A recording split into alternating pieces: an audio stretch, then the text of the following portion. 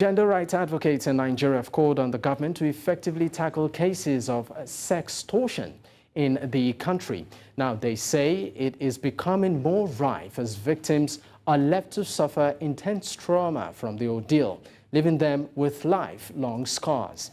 News Central's Amadin Uyi tells us more. December 2018, a federal high court in Osun State sentenced a former lecturer of the Obafemi Awolowo University to 2 years in prison for demanding sex for marks from a student, Monica Osage. While the incident shocked the whole nation, upon appeal, the Randy lecturer who had changed his plea from not guilty to guilty lost at the appeal court. These, among other cases, have been notable recorded cases of sextortion in Nigeria. With the ongoing campaign against gender and sexual-based violence in the country, gender rights advocates converged on the nation's capital, Abuja, to bring to light the problem of sextortion in the country. Today's conversation was in commemoration of 16 days of activism against sexual and gender-based violence, and today's conversation was on sextortion and fighting back against sextortion and sexual harassment. And I think the theme for global rights was silence, from silence to solutions. Generally, what we are trying to do during this 60-day campaign is focus on issues around sexual violence that are often overlooked and neglected.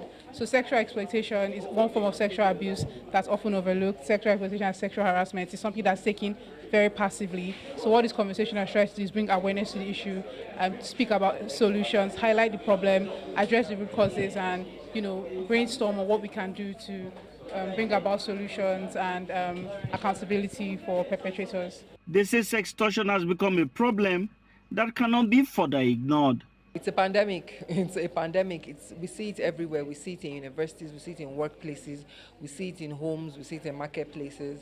It's a pandemic. We see it in universities, even amongst colleagues, where people use videos of people to exploit them, where lecturers, we hear about it all the time, use the fact that they are lecturers to exploit their students, where bosses use the fact that they have a power asymmetry over their subordinates to exploit them.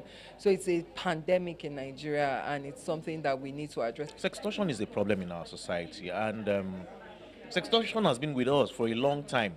And in fact, it was like something that was accepted generally as a part of our culture in times past. They also add that the victims undergo trauma, which affects the society, and called on government to ensure that those guilty of the crime do not escape the wrath of the law. What it does to the victims or survivors is that it damages them psychologically, and this damage can live with them forever. The first solution is speak out. So for people to speak out, we have to create safe spaces for people to report sexual and gender-based violence. So the first solution is creating safe spaces. Second solution is speaking out. And the third solution is making sure that there is punishment and there is consequence for situations of sexual and gender-based violence and sextortion. With more and more cases of sextortion coming to light in recent months, advocates here are calling on government to ensure that victims are protected and perpetrators effectively punished. Amadin Uyi, reporting for News Central.